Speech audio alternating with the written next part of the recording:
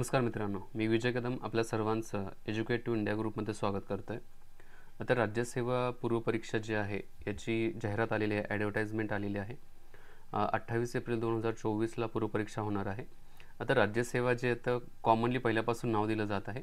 Actually जी combine एकत्रित group अची जी gazetted पोस्टसाठीची ही काहीतरी परीक्षा असणार आहे. आणि त्याच्यानंतर मग मुख्य परीक्षा जी आहे इंजिनिअरिंगची वेगळी राहील, फॉरेस्टची वेगळी राहील, त्याचबरोबर जनरल सिव्हिल सर्व्हिसची राहणार ती वेगळी राहणार आहे. आता पर्टिक्युलरली ही जी काही राज्यसेवेची पूर्वपरीक्षा आहे जी 28 एप्रिल 2024ला होणार आहे, त्याच्यासाठी काही अशा गोष्टी ज्या आहेत आपल्याला करणं गरजेचं आहे आणि ज्या की पहिल्यापासून जे काही टॉपर्स वगैरे राहतात ना त्यांच्या माध्यमातून ते केल्या जातात आणि त्या आपण पण फॉलो केल्या पाहिजेत, करणं गरजेचं आहे. आता कुठल्या कुठल्या गोष्टी येतात त्याच्यामध्ये, कुठले कुठले मुद्दे येतात. पहिला मुद्दा जो आहे की पहिल्यांदा कार्यकाळ खूप कमी आहे, त्यामुळे आपल्याला जाताना कसं जायला पाहिजे तर स्मार्ट स्टडी वर्क जो आहे हा स्मार्ट स्टडीनं जाणं गरजेचं आहे. स्मार्ट स्टडीसाठी तुम्हाला पहिल्यांदा माहिती असलं गरजेचं आहे की प्रिव्हियस इयर क्वेश्चन पेपर, पाठीमागचे क्वेश्चन पेपर जे आहे ना त्याचं प्रॉपरली ॲनालिसिस केलं पाहिजे. आता प्रिव्हियस इयर क्वेश्चन पेपर कशासाठी असतात की परीक्षेचा पॅटर्न कसा आहे, त्याचबरोबर कशावरती मॅक्सिमम क्वेश्चन विचारले जातात, म्हणजे क्वेश्चन कशावरती विचारले जातात, क्वेश्चनचा फॉर्मॅट कसा राहतो आणि त्याचबरोबर पेपर सेटरचा जो काय माइंडसेट जो आहे ना तो आपल्याला समजतो.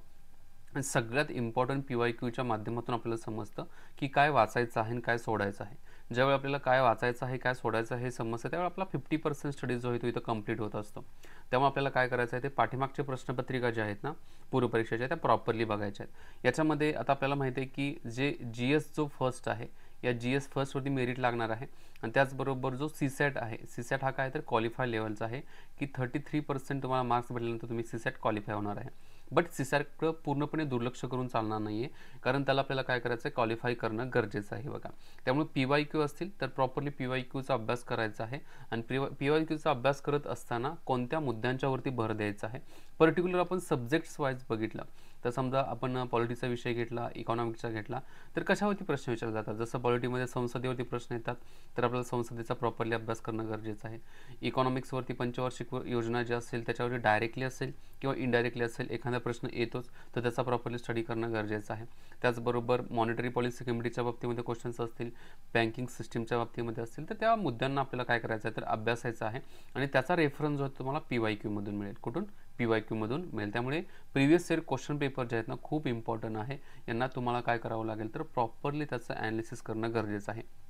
हा झाला पहिला भाग, म्हणजे पहिला मुद्दा मी म्हणेल. दुसरा जो आहे तो सिलेक्टिव्ह स्टडी मटेरियल. आता कार्यकाळ तर कमी आहे, टाईम कमी आहे, याच्यामध्ये स्टडी मटेरियल जे असणार आहे ना ते कसं असलं पाहिजे, सिलेक्टिव्ह असलं पाहिजे. म्हणजे मी म्हणेल की एकदम लेस रिसोर्स आणि मॅक्सिमम त्या रिसोर्सची रिव्हिजन केली तर डेफिनेटली तुम्हाला काय होणार तर त्याचा बेनिफिट होणार आहे. आता प्रत्येक विषयाचं जर बघितलं तर एकच पुस्तक तुम्ही रीड करण्याचा प्रयत्न करा. जसं की राज्यशास्त्राला पॉलिटिकल सायन्सला असेल तर M लक्ष्मीकांत असेल किंवा रंजन कोळंबेंचं असेल किंवा आणखी कुठले ऑप्शन असतील तर त्यातलं एकच पुस्तक वापरा, कोणतंही एकच. सायन्ससाठी असेल तर 6वी ते 10वीपर्यंतचं NCERT असेल, जॉग्राफीसाठी 6वी ते 12वीपर्यंतचं NCERT असेल. बाकी एज्युकेट टू इंडिया ग्रुपचा NCERTचा बेस्ट कोर्स आहे. 999 रुपयालाच फक्त कोर्स आहे.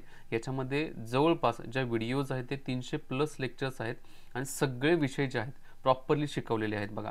इतिहास असेल, भूगोल असेल, अर्थशास्त्र असेल, राज्यशास्त्र असेल, समाजशास्त्र असेल, विज्ञान असेल, प्रॉपरली शिकवलेलं आहे. 6वी ते 12वीपर्यंत मी कंप्लीट केलेलं आहे. वाटल्यास त्या कोर्सची लिंक खाली डिस्क्रिप्शन बॉक्समध्ये दिलेली आहे. ॲप्लिकेशन डाउनलोड करा आणि त्याचे डेमो लेक्चर्स बघा.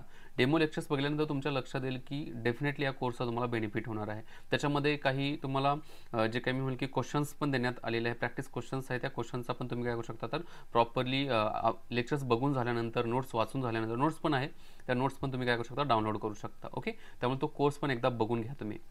नेक्स्ट जे आहे ते टाईम मॅनेजमेंटच्या बाबतीमध्ये आहे. आता टाईम मॅनेजमेंट खूप इम्पॉर्टंट आहे. आत्ता बघितलं तर वेळ खूप कमी आहे आणि या कमी कार्यकाळामध्ये आपल्याला जास्तीत जास्त प्रोडक्टिव्ह स्टडी करायचं असेल तर जसं मी वरती म्हणलो की या दोन्हीच्या आधारावरती तुम्हाला प्रोडक्टिव्ह स्टडीची एक लिंक मिळणार आहे. म्हणजे आपल्याला काही मुद्दे वाचायचे आहेत, काही सोडायचे आहेत ते तुम्हाला समजणार आहे आणि त्याच्यानंतर मग दिवसाला एक विषय घ्यायचा, 2 विषय घ्यायचा. त्याचबरोबर करंट अफेअर जो आहे ना हा करंट अफेअर पण करणं गरजेचं आहे. मागच्या जानेवारी 2023 ते अप टू द मार्च, म्हणजे अजून आहे मार्च 2024पर्यंत तुम्हाला करंट अफेअर करावं लागणार आहे. इथंपर्यंत करंट अफेअर करायचं आहे आणि त्याच्यानंतर मग याची प्रॉपरली रिव्हिजन करायचं आहे. याच्यावरती टेस्ट सोडवायच्या आहेत जो क्वेश्चन प्रॅक्टिस करायचा आहे याला वेळ द्यावा लागणार आहे. आणि त्याचबरोबर बाकीचे जे विषय आहेत याच्यामध्ये इतिहास असेल, भूगोल असेल, अर्थशास्त्र, राज्यशास्त्र, विज्ञान असेल, पर्यावरण असेल, ओके. म्हणजे हे जे विषय आहेत ना, या विषयांना पण तुम्हाला प्रॉपरली वेळ देणं गरजेचं आहे आणि CSATसाठी पण वेळ द्यायचा आहे. त्यामुळे एक टाईम मॅनेजमेंट म्हणतो ना, एक प्रॉपरली टाईम मॅनेजमेंट तुम्हाला करता येणं गरजेचं आहे बघा. त्याच्यानंतरचा जो चौथा मुद्दा जो आहे तो टेस्ट सिरीज. टेस्ट सिरीज का इम्पॉर्टंट आहे? जेव्हा तुमचा एका साईडवरून स्टडी चाललेला असतो, स्टडीबरोबरच तुम्ही जो काही अभ्यास केलेला आहे ना त्याला चेक करणं गरजेचं आहे आणि चेक करण्यासाठीच टेस्ट सिरीजचा रोल जो आहे तो खूप इम्पॉर्टंट असतो. त्यामुळे तुम्हाला कमीत कमी 10 टेस्ट जे आहेत ना, या 10 टेस्ट तुम्हाला द्याव्याच लागतील. त्याच्यातून तुम्हाला तुमच्यामध्ये काही चुका होत आहेत का, त्या इम्प्रोव्हायझेशन करून ज्यावेळेला फायनल एक्झाम असेल ना, तेव्हा तुमचा एक बेस्ट ऑफ द बेस्ट बाहेर पडत असतो. आणि त्यामुळे तुम्हाला टेस्ट सिरीज जे आहेत ना प्रॉपरली देणं गरजेचं आहे.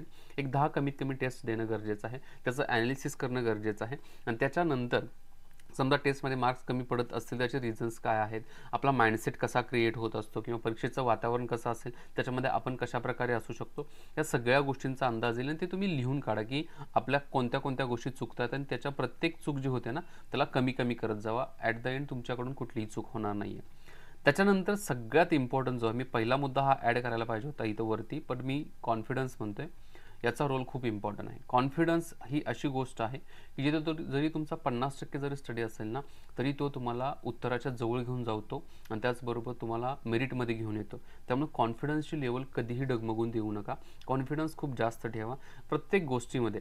आता आपल्यामध्ये प्रत्येकजण अभ्यास करणारा असेल ना, तर प्रत्येकजणाचा अभ्यास करण्याचा पॅटर्न वेगळा असेल, बट तुमचा जो पॅटर्न आहे त्या पॅटर्नवरती तुम्ही विश्वास ठेवा आणि डेडिकेशनली कन्सिस्टंटली तो जो काही स्टडी आहे, तो जो काही तुम्ही टाईम मॅनेजमेंट केलेलं आहे त्याला प्रॉपरली इम्प्लिमेंट करत जावा आणि कॉन्फिडंटली ते करत जावा. डेफिनेटली तुमचा स्टडी जो आहे प्रॉपरली होईल आणि त्याचबरोबर एक्झाम हॉलमध्ये तुमच्या कॉन्फिडन्समुळे ज्या काही गोष्टी तुम्हाला माहीत नसतील ना त्याचं पण उत्तर तुम्हाला येतं, because of the basic previous knowledge जे असतं ना, म्हणजे आपण जे काही लहानपणापासून शिकत आलेलं नॉलेज, आपला जो काही म्हणजे मॅच्युरिटी असेल, थिंकिंग पॉवर्स असेल, तर त्याच्या माध्यमातून पण आपण उत्तरे बरोबर करून येतो. त्यामुळे कॉन्फिडन्स लेवल खूप चांगली असणं काय तर गरजेचं आहे बघा. तर अशा प्रकारचे काहीतरी हे 5 इम्पॉर्टंट स्टेप्स ज्या आहेत ना, या परीक्षेच्या अगोदर प्रॉपरली त्यांना तुम्ही काय करा तर इम्प्लिमेंट करा आणि अभ्यासाचा एक पॅटर्न तयार करू शकता बघा. ठीक आहे. बाकी एज्युकेट टू इंडिया ग्रुपचं मोबाईल ॲप्लिकेशन आहे, लिंक खाली डिस्क्रिप्शन बॉक्समध्ये दिलेली आहे आणि या चॅनलला नक्कीच सबस्क्राईब करा. अशा प्रकारच्या नंबर ऑफ व्हिडिओज जे आहेत मी तुमच्यापर्यंत घेऊन येत जाईल. मी तर थांबतो. जय हिंद मित्रांनो.